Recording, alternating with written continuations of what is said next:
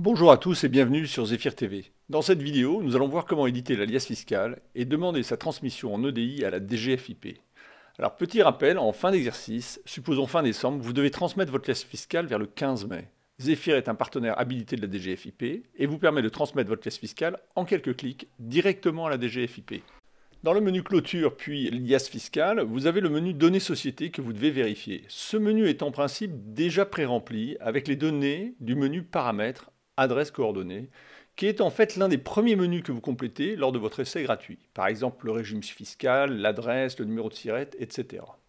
Alors on revient au menu société. Parmi les points importants que vous devez vérifier, il y a en premier le régime fiscal.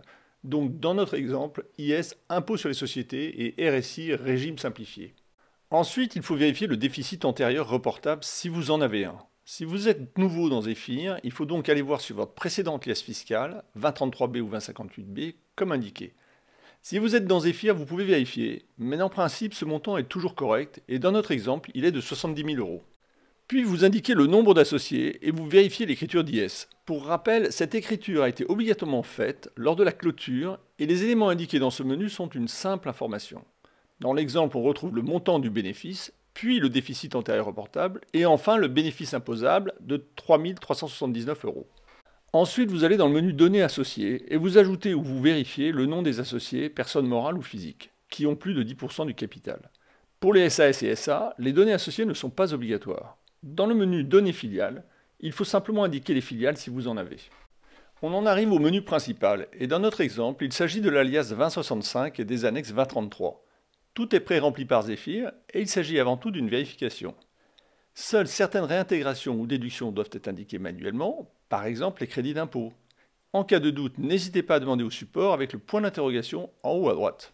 L'annexe 2033B est l'annexe la plus importante. En bas de page, vous devez vérifier le montant du résultat fiscal. Dans notre exemple, le bénéfice fiscal avant imputation est de 73 379, puis le déficit antérieur est imputé et il reste 3 379. C'est aussi dans cette annexe que vous pouvez indiquer des réductions ou réintégrations. Dans la 2033D, vous pouvez voir vos déficits. On voit donc les 70 000 € de déficit antérieur imputés et 0 pour le déficit reportable puisque la société a fait un bénéfice. La 2033E concerne la valeur ajoutée et elle est en lien avec la 1330 CVAE. Pour rappel, la CVAE est due par les entreprises qui réalisent plus de 500 000 € de chiffre d'affaires. Cependant, toutes les entreprises dont le chiffre d'affaires est supérieur à 152 500 € doivent effectuer cette déclaration 1330 CVAE. Dans Zephyr, c'est automatique. Si le montant du chiffre d'affaires est supérieur à 152 500 dans la 2033E, alors la 1330 CVAE est automatiquement complétée et elle sera incluse dans la transmission de l'alias fiscal à la DGFiP. La 2033E contient les associés et la 2033G contient les filiales. Enfin, dans la 2065, on retrouve dans la case bénéfice imposable à 15% le montant de la 2033B case 370, c'est-à-dire 3 379 €. Et c'est tout bon, votre liasse est correcte et on passe à la demande de télétransmission. Pour la demande de télétransmission, c'est tout simple. Vous êtes dans le menu Transmission EDI, Demande et suivi, puis vous n'avez plus qu'à valider la demande. Vous avez alors un message indiquant que votre demande a été prise en compte.